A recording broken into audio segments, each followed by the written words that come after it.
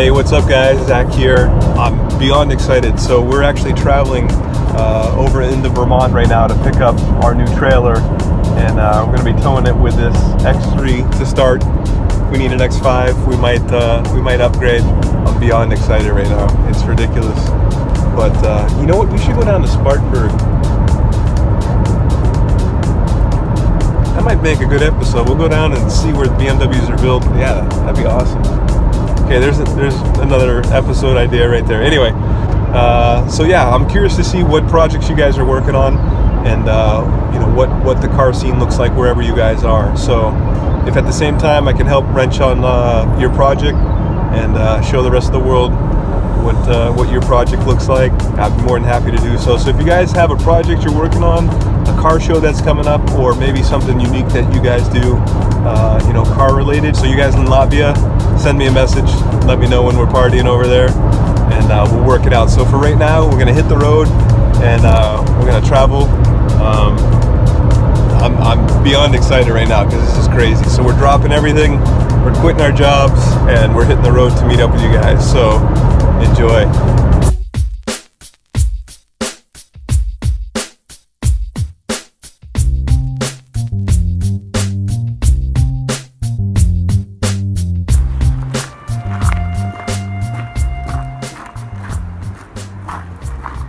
Alrighty, so we got the OEM BMW tow hitch installed here.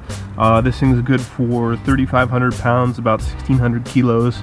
The really cool thing about this is it uses the factory mounting locations, factory hardware, and the other cool thing is it actually comes with the electrical hookup as well. So this is a 7-pin connector.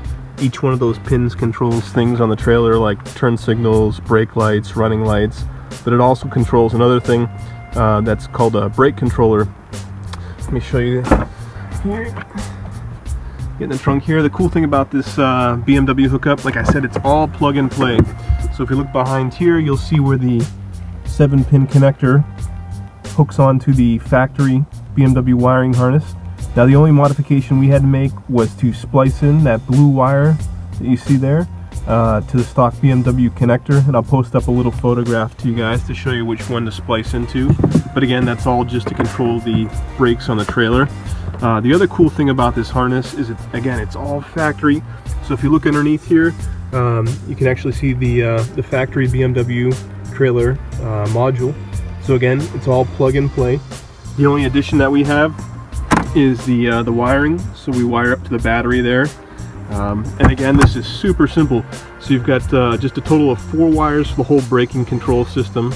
The blue wire comes out, the negative and positive are here, so we've only got 3 wires going forward to the front of the car where the brake controller is housed. But again, you're just tucking those 3 wires in here up underneath this kick panel, and then it's going to go to this one brake controller connector.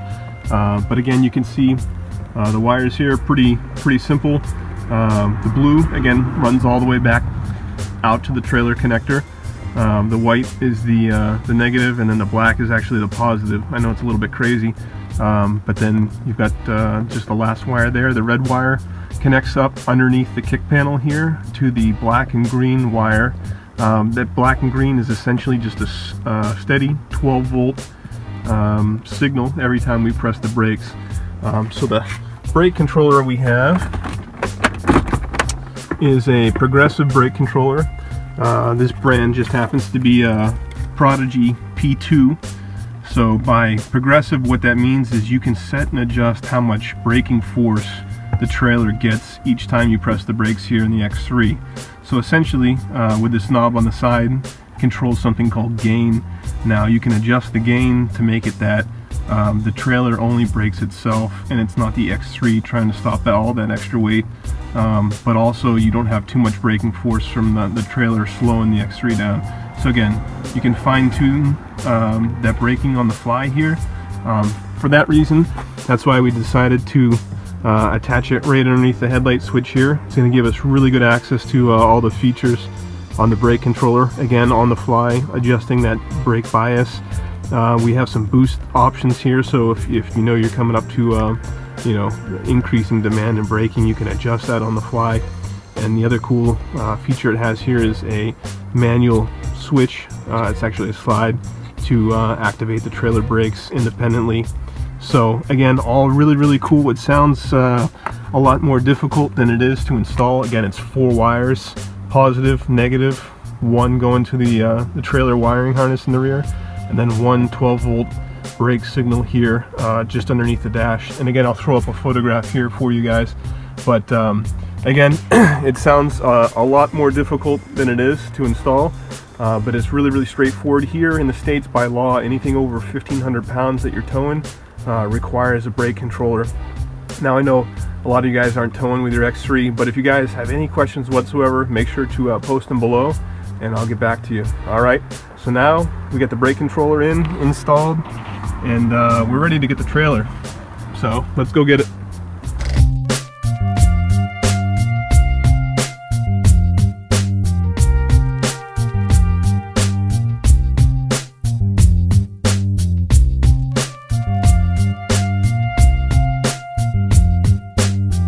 Alright, what's up guys, Zach here. Hey, this is a 2005 BMW X3. One of the things we're doing to get it ready to hit the road is to add an aux cord, and this is one of the easiest vehicles I've ever added an aux hookup to. This is a 2005 BMW X3, so pretty much anything 04 to 2010 it should work for. I am going to be using a genuine BMW aux cord retrofit. And the only reason I say genuine BMW is I know there's a couple of other options online for it, but the issue on the last tree that I've run into is that you'll plug it in, it works, and then halfway through your song or whatever, it cuts out and it defaults to go back to the radio at a different volume setting. So it'll blow your ears out and give you a little bit of a scare. For those of you guys out there that like to do things on your own, the only thing I can tell you is on the inside there's a resistor which the radio looks for in order to validate that the aux cord is plugged in. So if you guys are up to it, you can cut open your old aux cord at the right resistor in line, and then it should work for you. So, but like I said, let's get right to it. Alright, so the vehicle is on yes, and that is because it is 0 degrees Fahrenheit outside and I'd freeze, but like I said, it's pretty straightforward. The first thing you want to do is figure out where you want the cord to come out.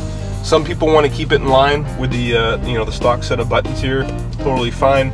Some people want it to come out the bottom of the climate control, some other place. Essentially just figure out where you want to put that cord once it's all plugged in. I'm actually going to run it right through the center of the ashtray. I'm a non-smoker, never use it, fills up with change, so I might as well use this spot for something good here. So I'm going to drill just a little hole, and I'm going to have the aux cord plug come out right in front of there. It's got a nice backing plate on here. It says aux in as well, so we're just going to add that on real quick. Next thing we're going to do, we're actually going to disassemble the center section here. The only thing you're going to need to do that is a Phillips screwdriver, plus screwdriver.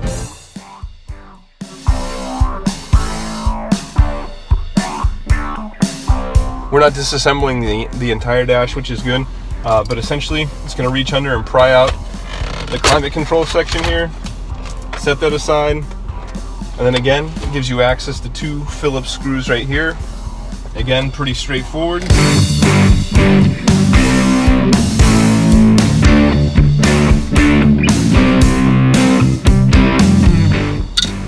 And then now you can actually pull out the entire radio.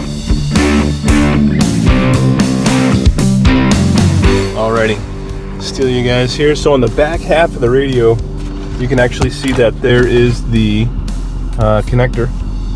And all we're looking to do is remove this one connector, this black and yellow connector. You can either push down with your thumb and just wiggle it out. There we go. Then on the back half of the radio, it's literally as simple as plugging in the retrofit kit. Again, the connector points up. If you guys have issues getting that connector with your thumb, you could always use a flathead screwdriver. But again, it only goes in one way.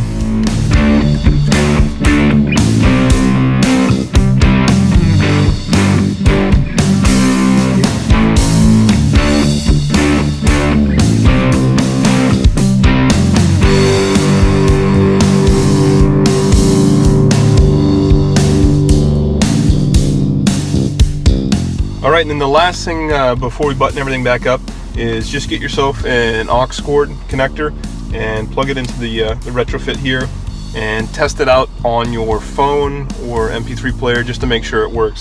It's pretty straightforward. On the front half of the radio here, you're going to press the on, and then you're going to cycle through mode until it gets to aux. So aux is what you're looking for. Again, sometimes the aftermarket connectors, it won't register, so you can push mode as much as you want, but aux won't register. So that's a good sign. Genuine BMW, you would hope it would work correctly. So now I'm going to run the wire underneath and out the cigarette lighter, button everything back up, and this literally takes 4 minutes to do. So it's a little hard to see here, but as we're going to get the car all ready for the road trip here, you can see the windshield's all cracked on this side and all cracked all the way up here. So if you guys aren't aware of what's going on in New England, the New England portion of the United States, it is for you guys overseas, it's incredibly cold right now. With a wind chill, it's about 15 to 18 below. So we were out driving around the other night, and we must have had just a little pin crack chip in the windshield, because just from heating the car up and cooling down and then heating it back up again, we came out to the car and found the windshield was all cracked. So we're here at Safelite Auto Glass Replacement Place here in New England, and we're gonna have them throw in a new windshield and get us one step closer to get on the road to see you guys. So here we go.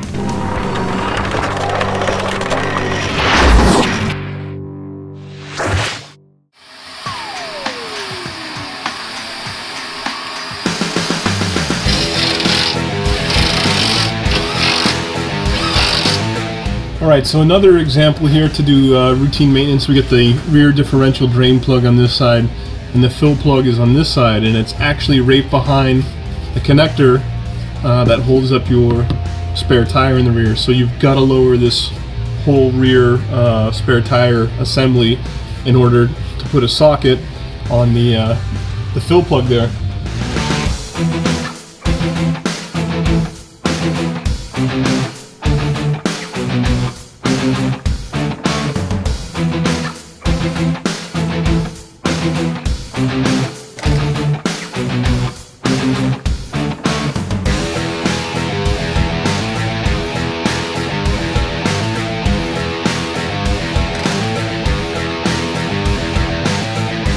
Alright, got the new filter here.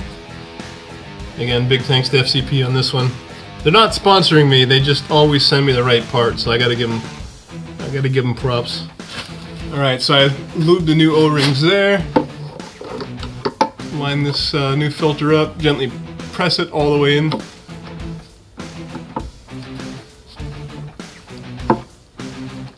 There we go.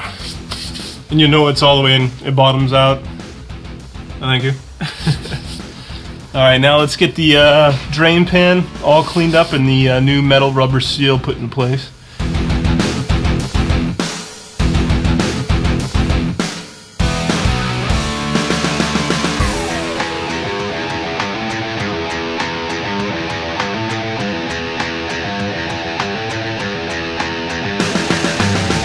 Alright guys, so after a very long weekend's worth of work on the X3 here, we're finally done.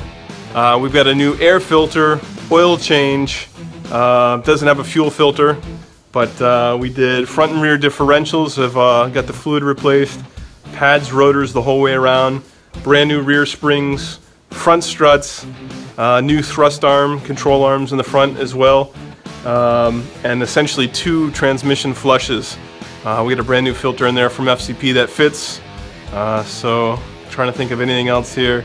Coolant stopped off, brake controllers installed. I think that's it guys, I think we're ready to hit the road. So next time you see us, we will be driving. First stop, Kentucky. See you guys.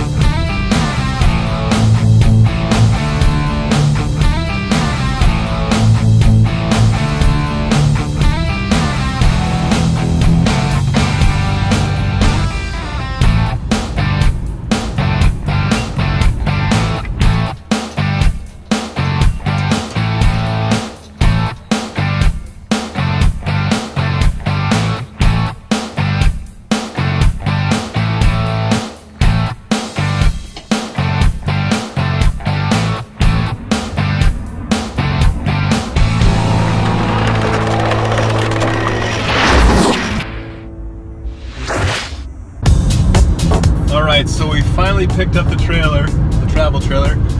It's behind the X3 now, and surprisingly, you actually, you really don't feel it. The trailer's, you know, 3,000 pounds or something like that. And for the most part, you can't really tell. I'm driving in sport mode right now, so the RPMs are about 3,000 RPM. So I'm not going to get awesome gas mileage.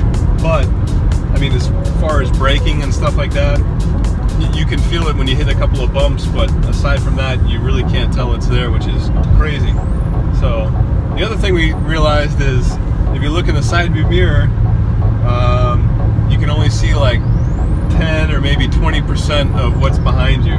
So we're probably going to have to invest in some mirror extensions on the side. But, so pumped right now, this is crazy.